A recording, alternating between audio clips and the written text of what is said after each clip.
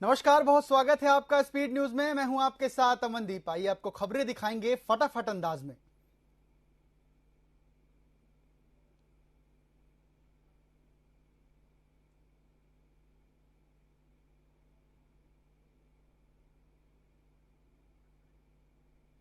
Speed news में आपका बेहद स्वागत है। और अमेरिकी राष्ट्रपति जो बाइडेन और भारतीय मूल की उपराष्ट्रपति कमला हैरिस 2024 का भी चुनाव लड़ेंगे। वही दोनों की घोषणा की है। 28 साल के बाइडेन ने 80 साल के बाइडेन ने राष्ट्रपति और कमला हैरिस ने उपराष्ट्रपति पद की उम्मीदवारी का ऐलान 3 मिनट का वीडियो जारी कर किया है।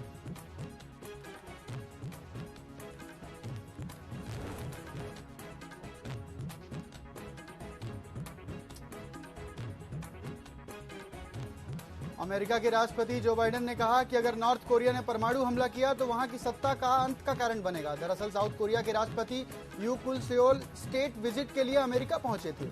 यहां उन्होंने राष्ट्रपति बाइडेन से मुलाकात की। इस दौरान अमेरिका और साउथ कोरिया के न्यूक्लियर हथियारों से जुड़े एक अहम समझौते पर भी हस्ताक्षर किए गए।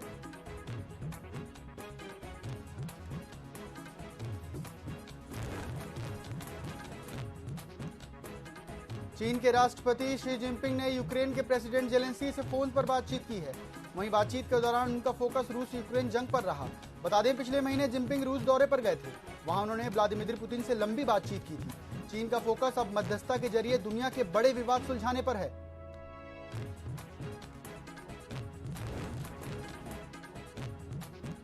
शराब की लत छुटवाने के पारे के लिए अब चीन ने नई चिप बनाई है। यहाँ एक शख्स शरीर में चिप इम्प्लांट की गई है। इस व्यक्ति का नाम लियू बताया जा रहा है। बता दें कि सर्जरी महज 5 मिनट में कंप्लीट हो गई।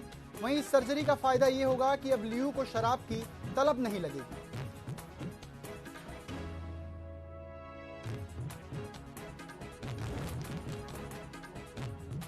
पाकिस्तान में कराची एक्सप्रेस की एक बोगी में अचानक आग लग गई, जिसमें 4 बच्चों समेत 7 लोगों की जलकर मौत हो गई और कुछ लोगों के घायल होने की खबर भी सामने आई है। वहीं घायलों को अस्पताल में भर्ती कराया गया है, जिनमें कुछ की हालत बेहद गंभीर बताई जा रही है। डब्ल्यूएफआई अध्यक्ष और सांसद बृजभूषण शरण सिंह को गिरफ्तारी करने की मांग को लेकर जंतर मंतर पर धरना दे रहे हैं।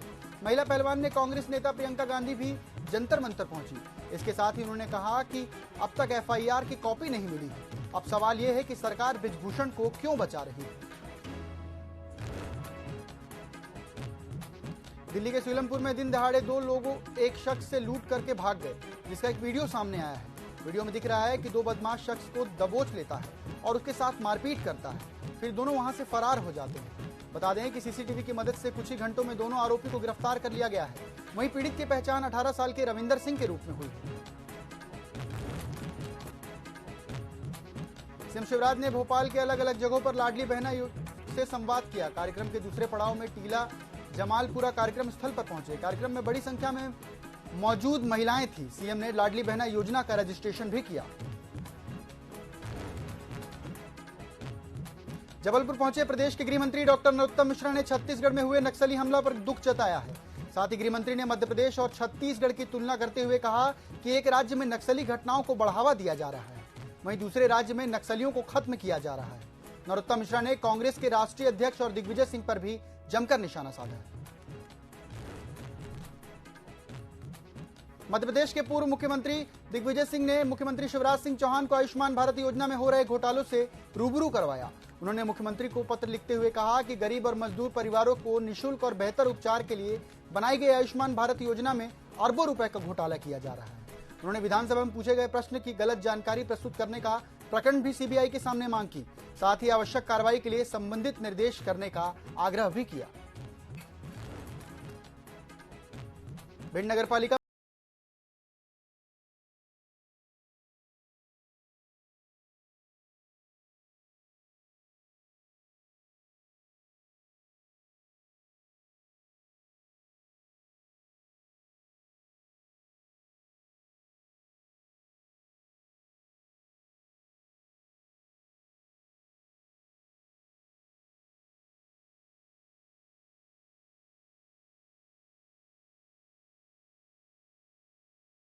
में लोकायुक्त आरोप लगाया है। साथ ही पूर्व केंद्रीय मंत्री ने कहा कि कांग्रेस के राष्ट्रीय अध्यक्ष मल्लिकार्जुन खड़गे ने दलित समाज के हैं, जिसके कारण बीजेपी नेता खड़गे को लेकर अपमानजनक बयान दे रहे हैं। इंदौर जिले में एक के बाद एक धोखाधड़ी की वारदात सामने आ रही है। इस क्रम में तकरीबन कुछ साल पहले इंदौर में एंड्रोन थाना क्षेत्र में एमआईजी और धार जिले थाना क्षेत्र में एक बड़ी धोखाधड़ी की घटना सामने आई थी, जहां पूरे मामले में संबंधित थाना पुलिस संबंधित लोगों के खिलाफ विभिन्न धाराओं में प्रकरण दर्ज किया गया। वहीं प्रकरण दर्ज करने के बाद पूरे मामले को सीबीआई को सौंप दिया गया है। आपको बता दें, अब तीनों ही मामले की जांच सीबीआई करेगी। श्यामपुर और सीहोर को जोड़ने वाली सड़क निर्माण का पुल डेप्थ रिक्वेशन तकलीफ से किया जा रहा है। इस तकनीक से बनने वाले प्रदेश की वो पहली सड़क है। आपको बता दें कि सड़क निर्माण कार्य के लिए 17 दिसंबर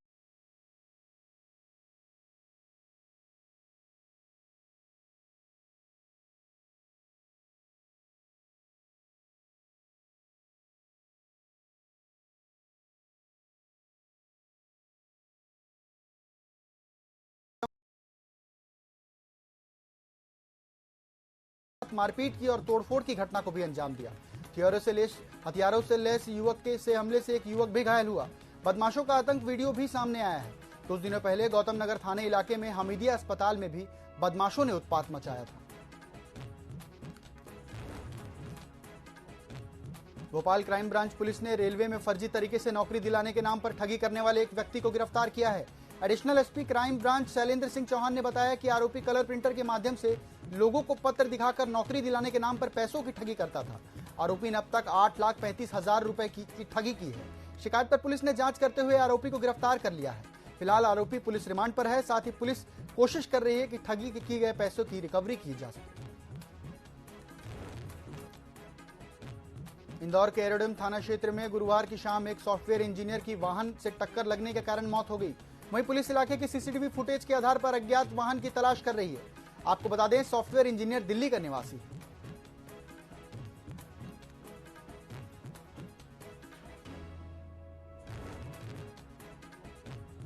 शिवपुरी मेडिकल कॉलेज में भर्ती और खरीदी घोटाले की जांच ईओडब्ल्यू की टीम पहुंची। शिवपुरी मेडिकल कॉलेज में भर्ती कर्मचारियों के लिए अकुशल कर्मचारियों का काम कराया जा रहा है। साथ ही कोविड काल में खरीदे गए सामानों में भी अनियमितता सामने आई है। ईओडब्ल्यू की टीम कॉलेज से दस्तावेज एकत्रित कर रही है।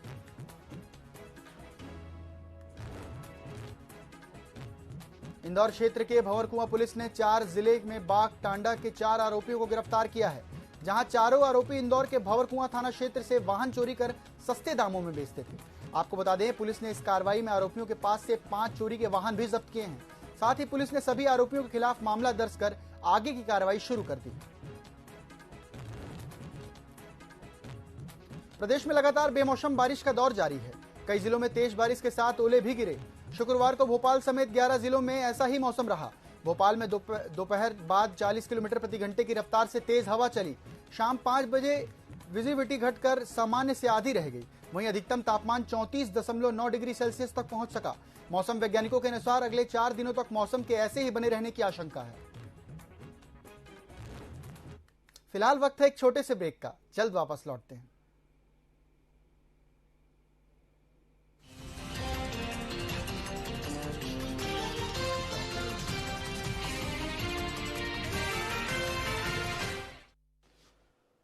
सभी प्रदेशवासियों को नमस्कार, जय जोहार।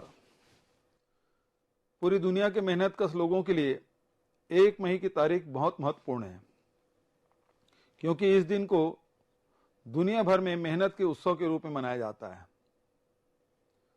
हमारा प्रदेश किसानों, आदिवासियों, मजदूरों का प्रदेश है। इसलिए 1 मई की तारीख हमारे लिए और भी खास हो जाती है। हमारे खेत, हमारे जंगल, हमारे खदान, हमारे कारखाने छत्तीसगढ़ की ताकत है। इन सभी जगहों पर अपना पसीना बहाने वाले लोगों ने ही हमारे प्रदेश को अपने कंधों पर संभाल रखा है। 1 मई को हर साल हम इन्हीं मेहनतकश लोगों के प्रति अपना आभार व्यक्त करने के लिए मजदूर दिवस मनाते हैं। पिछले साल हम लोगों ने 1 मई को बोरेबासी त्योहार मनाया था। छत्तीसगढ़ की संस्कृति में बोरेबासी का बड़ा महत्व है। किसानों और श्रमिकों के साथ साथ आम छत्तीसगढ़िया लोगों का भी यह बड़ा ही प्रिय आहार है। अपने पौष्टिक गुणों और स्वाद के कारण यह आहार हमारी लोक संस्कृति में इस तरह रच बस गया है कि यह हमारे गीतों में, और लोक कथाओं में भी शामिल हो गया है। गर्मी के दिनों में बोरेबासी शरीर को ठंडा रखता है, पाचन शक्ति बढ़ाता है, त्वचा की कोमलता और वजन संतुलित करने में भी यह रामबाण है। बोरेबासी में सारे पोषक तत्व मौजूद होते हैं। इस बार भी 1 मई को हम लोगों ने बोरेबासी त्योहार मनाने का निर्णय लिया है। आप सभी को याद होगा कि पिछले साल जब हमने यह त्योहार मनाया था तो पूरी दुनिया के छत्तीसगढ़िया लोग बहुत उत्साह के साथ इसमें शामिल हुए थे। मैं अपील करता हूं इस बार भी 1 मई को बोरेबासी त्योहार में उसी उत्साह और जोश खरोश के साथ शामिल हों और बोरेबासी के साथ अपनी तस्वीर सोशल मीडिया में जरूर पोस्ट करें। बोरेबासी के साथ ही दही, गोंदली, अथान, चटनी, पापड़, बिजौरी, बरी, भाजी जैसी चीज़ों को खाने का रिवाज है। मैं यह जानने को उत्सुक रहूँगा आपके बटके और थारी में कौन कौन सी चीज़ें सस्ती है। 1 मई को जमकर बोरेबासी खाएं और अपनी संस्कृति के गौरव का उत्सव मनाएं। मेहनत के उत्सव में पूरा छत्तीसगढ़ भागीदार बने। आप सभी को श्रम दिवस और बोरेबासी त्योहार की अभी से बधाई, बहुत बहुत शुभकामनाएं, बहुत बहुत धन्यवाद। स्वास्थ्य सेवाओं के विस्तार से सबरता, उन्नत और बेहतर सुविधाओं के साथ बढ़ता हमारा स्वस्थ और सुघर छत्तीसगढ़। मुख्यमंत्री श्री भूपेश बघेल ने शहरी स्लम क्षेत्रों में रहने वालों को मुख्यमंत्री शहरी स्लम स्वास्थ्य योजना की सौगात दी, जिसके तहत 120 मेडिकल मोबाइल यूनिट के जरिए अब तक 39,76,000 से अधिक लोगों का निशुल्क उपचार किया गया। जन स्वास्थ्य के लिए समर्पित छत्तीसगढ़ की भरोसे की सरकार।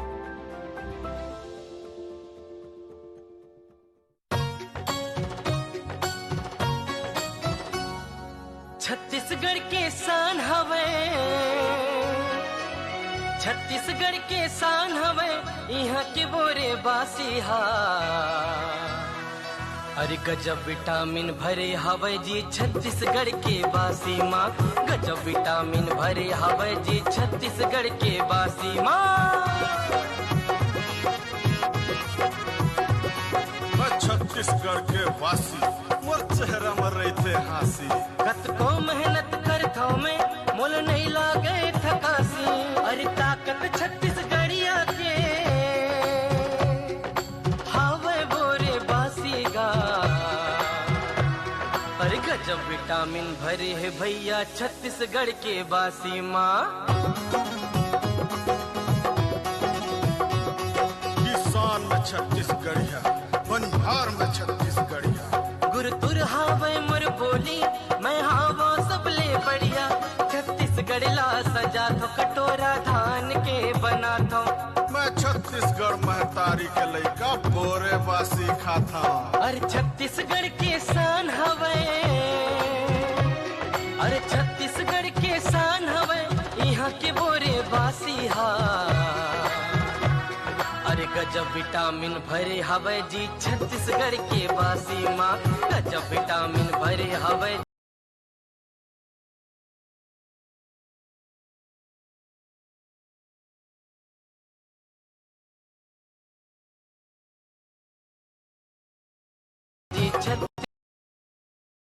त्योहार की अभी से बधाई, बहुत बहुत शुभकामनाएं, बहुत बहुत धन्यवाद।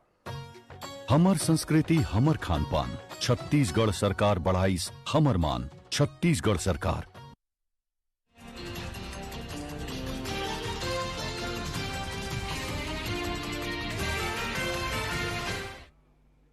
ब्रेक के बाद स्वागत है आपका। बढ़ते हैं खबरों की ओर फटाफट अंदाज में।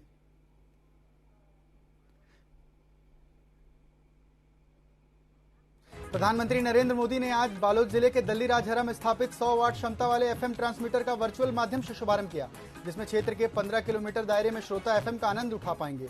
वहीं शुभारंभ के अवसर पर क्षेत्र के सांसद मोहन मंडावी, राजहरा नगर के गणमान्य नागरिक सहित प्रसार भारती के अधिकारी कर्मचारी मौजूद रहे। इस दौरान सांसद मंडावी ने पीएम मोदी को बधाई देते हुए कहा कि एफएम चालू होने से स्वास्थ्य, शिक्षा और कृषि क्षेत्र में अच्छी खासी जानकारी मिलेगी। दंतेवाड़ा में नक्सलियों का आतंक लगातार जारी है। वहीं नक्सलियों ने जियो टावर आगजनी की घटना को अंजाम दिया है। बता दें कि नक्सलियों ने हर्रा कोडर में इस वारदात को अंजाम दिया। जिसके बाद पूर्व बस्तर डिवीजन कमेटी ने बोध घाट परियोजना के समर्थकों को चेतावनी देने के लिए बैनर भी लगाया है। वहीं पुलिस ने मुखबिरी करने वालों को चेतावनी भी दी है।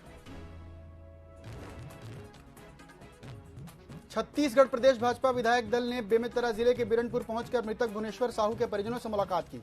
विधायक दल को मृतक के पिता ने बताया कि धार्मिक हमले में 12 से 13 युवाओं को गंभीर चोटें आई हैं, लेकिन पुलिस ने इस मामले में कोई अपराध दर्ज नहीं किया। वह लगातार पुलिस कांग्रेस के दबाव में अपराधियों का साथ दे रही है। विधायक दल ने वहां की हालात की जानकारी लेने के बाद कांग्रेस सरकार की बिरनपुर से तुष्टीकरण नीति के तहत समुदाय के आरोपियों को संरक्षण देने के साथ ही हिंसा उकसाने वाले मंत्री समर्थक पर कार्रवाई करने की बात की, जबकि हिंदू समाज बेकसूर युवाओं को संगीन धाराओं के तहत गिरफ्तार कर रही है। उनके परिजनों से मिलने भी नहीं दिया जा रहा। सरकार आपराधिक मामले में भेदभाव कर रही है। प्रदेश में सियासत और बयानबाजी का दौर लगातार जारी है। इस क्रम में बीजेपी नेताओं ने बिरनपुर के जाने को लेकर कांग्रेस संचार प्रमुख सुशील आनंद शुक्ला ने बड़ा बयान दिया है। उन्होंने बीजेपी पर निशाना साधते हुए कहा कि बिरनपुर में अब शांति लौट रही है, लेकिन बीजेपी नेताओं ने एक बार फिर शांति को भंग किया है। साथ ही बीजेपी नेताओं ने तुलना गिद्ध से की है और बीजेपी पर केवल राजनीति करने का आरोप लगाया है।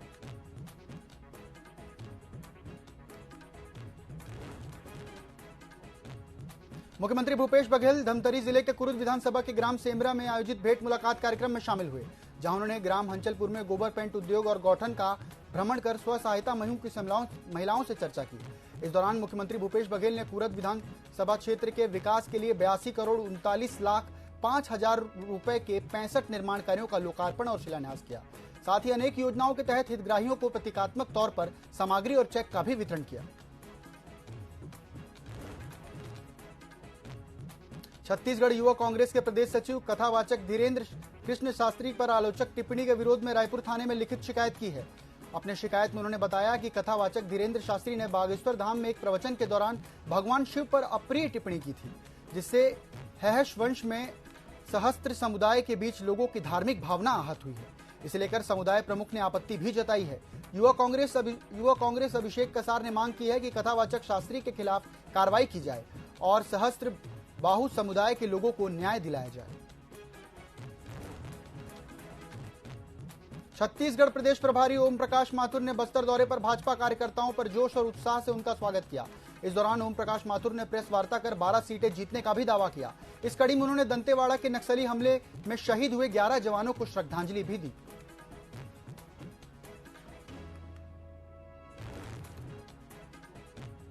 सूरजपुर खाद्य विभाग की भारी लापरवाही सामने आई है। खाद्य विभाग ने एक पंडो जनजाति की जीवित महिला को मृत घोषित कर राशन से वंचित कर दिया।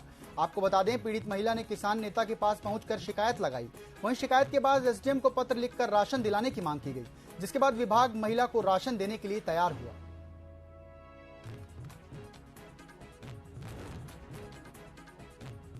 सूरजपुर के हाईटेक बस स्टैंड को बने एक अरसा बीत चुका है।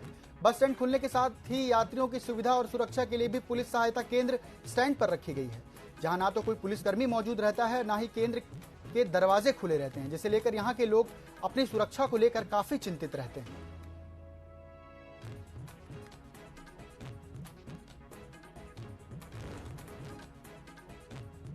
गौरेला पेंड्रा मरवाही के पेंड्रा में करोड़ों की लागत से बने ओवरब्रिज आज तक लाइट की व्यवस्था नहीं की जा सकी है, जिसके कारण होते ही असामाजिक तत्वों का जमावड़ा शुरू हो जाता है। तत्कालीन कलेक्टर ऋचा प्रकाश चौधरी ने क्रीड़ा विभाग में बिजली की आपूर्ति के निर्देश दिए थे, लेकिन 5 साल होने के बाद भी ब्रिज अंधेरे में है।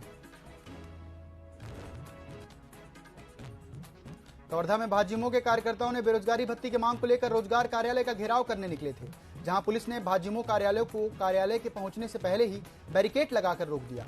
भाजयुमो कार्यकर्ताओं का आरोप है कि वर्तमान में छत्तीसगढ़ सरकार में बैठे कांग्रेस के सत्ता में आने से पूर्व अपने चुनावी घोषणा पत्र में यह दावा किया था कि राज्य के सभी बेरोजगार युवाओं को प्रति माह 2500 रुपए बेरोजगारी भत्ता देने की बात कही थी, लेकिन सरकार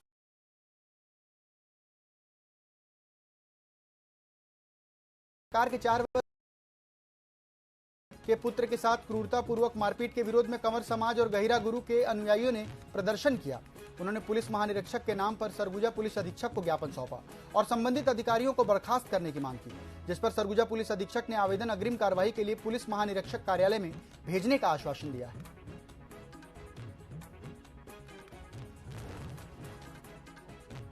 तखतपुर में भारतीय जनता युवा मोर्चा के कार्यकर्ताओं ने एसडीएम कार्यालय का घेराव किया, जहां कार्यकर्ताओं ने भ्रष्टाचार और बेरोजगारी भत्ते को लेकर प्रदर्शन किया।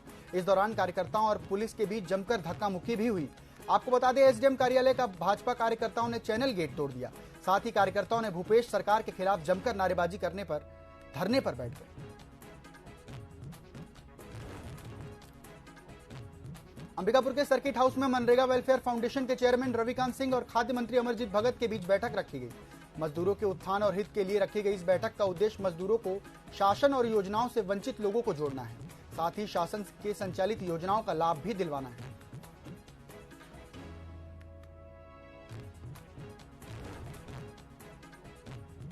दंतेवाड़ा में हुए नक्सली हमले में 10 जवान शहीद, एक वाहन चालक शहीद हो गए, जिसमें बीजापुर जिले के मुंडेर गांव के निवासी आरक्षक मुन्ना राम कड़की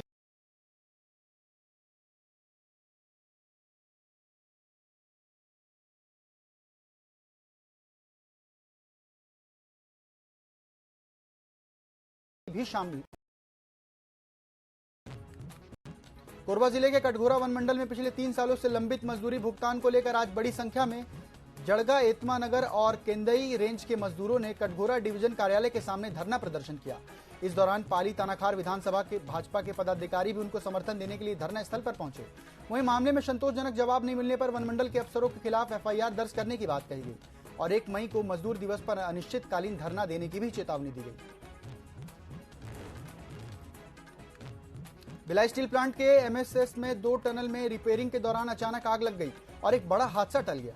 इस हादसे में 4 लोग जल गए, जिसमें 2 की स्थिति बेहद ही गंभीर बनाई है। इधर बीएसपी प्रबंधन ने इस मामले में लापरवाही के लिए विभाग को साइड इंचार्ज को सस्पेंड कर दिया है। वहीं सुरक्षा विभाग के डिप्टी डायरेक्टर ने बताया कि यहां सुरक्षा मानकों के तहत कार्य नहीं किया जा रहा, जिसकी कार्रवाई की जाएगी। स्पीड न्यूज में फिलहाल इतना ही। देश और दुनिया की अहम बड़ी अपडेट्स के लिए बने रहिए टीवी 24 के साथ। नमस्कार।